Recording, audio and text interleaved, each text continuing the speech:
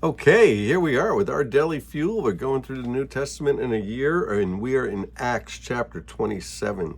So we're about halfway through, right? Pretty amazing, making progress. So we are on the never-ending, the Apostle Paul tells his testimony tour.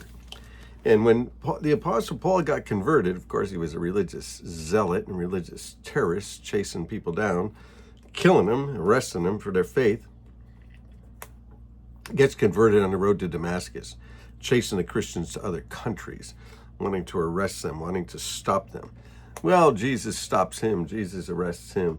And he tells him that one of the things he's going to do, he tells him this through a prophet, a guy named Ananias in Damascus. We don't know how Ananias got to Damascus, and how does he have these spiritual gifts? We don't know anything about him. Same with a lot of God's people, right? We don't know anything about him.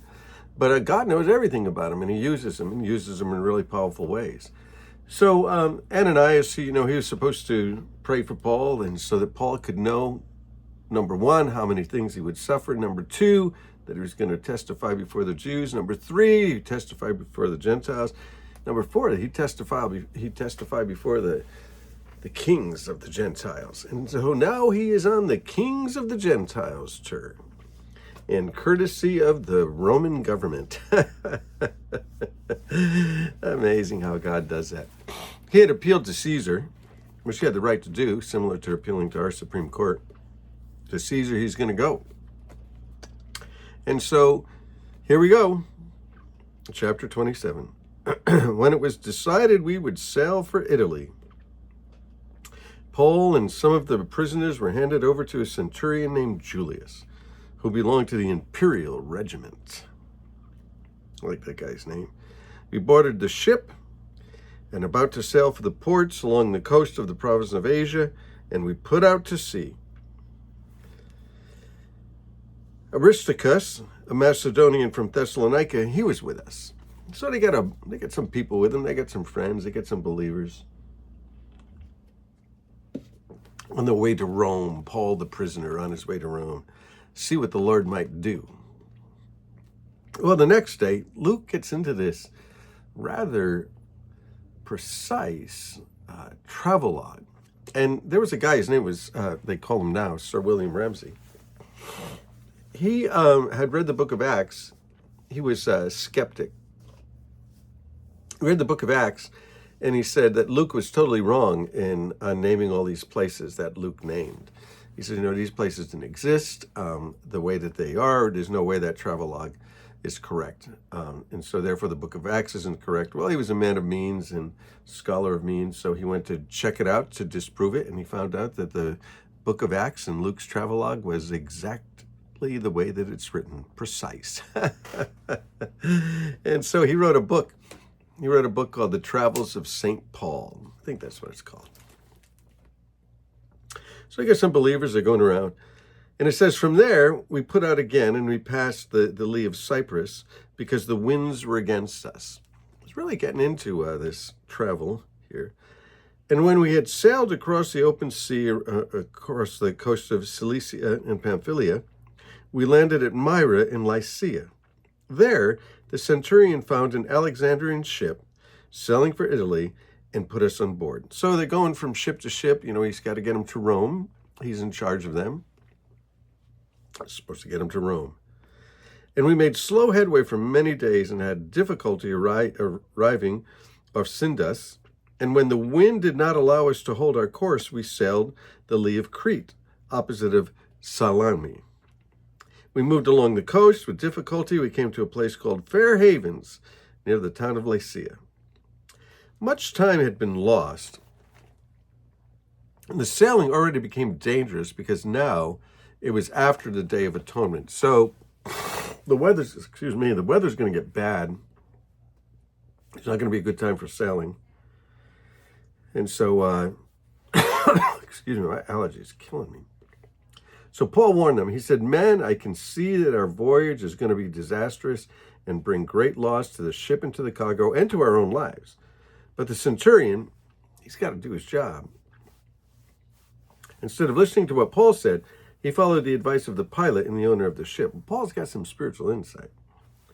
And since the harbor was unsuitable to winter in, the majority decided we should just sail on, let's go, hoping to reach Phoenix and winter there.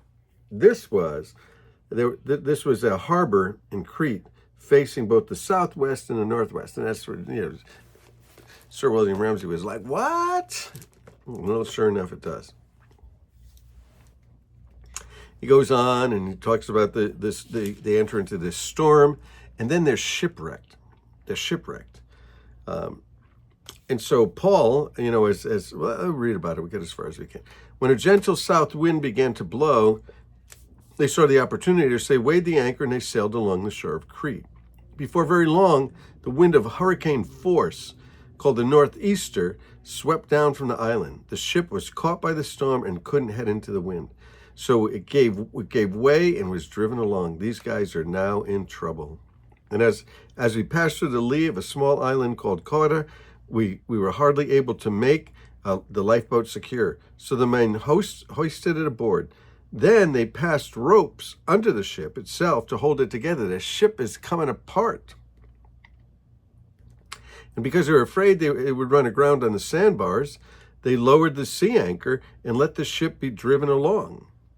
With such a violent battering from the storm, the next day they began to throw the cargo overboard. They're like, we are done. We are done. On the third day, they threw the ship's tackle overboard with their own hands. And when neither the sun nor the stars appeared for many days, the storm continued raging. We finally gave up all hope of being saved. After it had gone a long time without food, the Apostle Paul stood and he said to them, look, he said, you should have taken my advice. Ha, ha, ha. Yeah, nobody likes that. Nobody likes that. He said, you should have taken my advice and not to sail from Crete, and then you would have spared yourself in this damage and this loss. But now I urge you to keep your courage, because not one of you will be lost, only the ship will be destroyed. Last night, an angel of the Lord, of whom I belong to the Lord, and whom I serve, stood beside me. And he said, don't be afraid, Paul. This is in the midst of like a natural disaster, a storm, these guys are going to die. This is like the perfect storm. And Paul said, man, the Lord was with me. And if the Lord was going to spare me, he's going to spare you too. And he stood beside me and he said, don't be afraid, Paul, because you must stand trial before Caesar. God's going to keep him alive so he can go and testify before Caesar, because this is what it said in chapter 9 when Ananias prayed for him when he got to Damascus, that he was going to talk to the Gentiles and to the kings, and he's going to go to Caesar. He's going to go to Caesar. God said that he's going to testify before Caesar. And God was great, and God has graciously given you the lives of those who sail with you. So keep up your courage, men, for I have faith in God that it will happen just as he told me. Nevertheless, we must run aground on this land. So God's going to take care of him. And here's the cool thing. When God takes care of him, he takes care of the people around him. Let's think about that for a little bit. When God takes care of him, he takes care of the people around him. Let's keep moving through the book of Acts. Well, we're just about done now. But we'll move through Acts. Hey, love you guys.